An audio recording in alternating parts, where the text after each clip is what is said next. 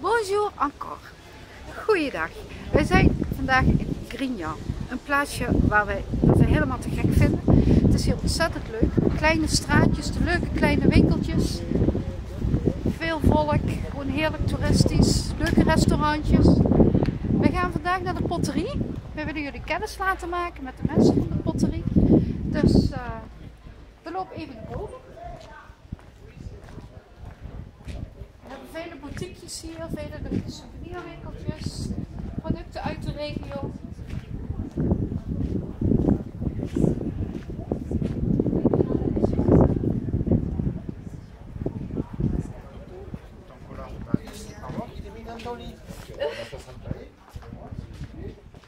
Als je deze route blijft volgen, dan vind je bovenaan een kasteel, het beroemde kasteel van Grignan.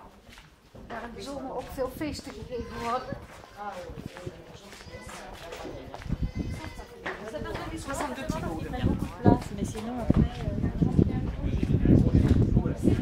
We zijn er bijna.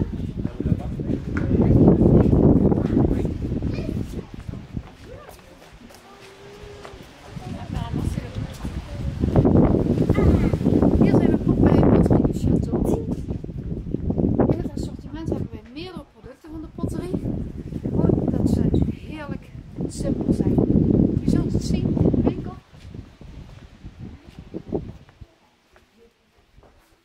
Een winkel vol met handgemaakte producten in de kleuren wit, blauw en geel. Van saladeschalen tot kruikjes, vazen. Heel veel verschillende producten.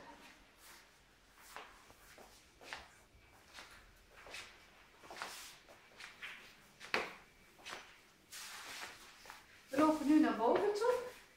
Mag ik me kennis laten maken met de eigenaresse. Bonjour madame. Bonjour madame. Hiernaast staat de grote oven. Meneer boven is, hij maakt producten. En als zij klaar zijn, dan gaan ze in de oven. Ik neem jullie mee naar boven om te laten zien.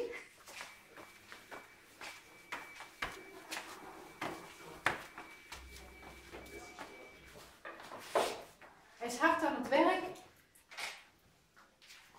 Bonjour monsieur. Bonjour. Als de producten klaar zijn, mogen ze hier drogen en worden ze verder verwerkt dat ze verkocht kunnen worden. Ben je in Grignan, loop je gerust eens een keer binnen. A bientôt!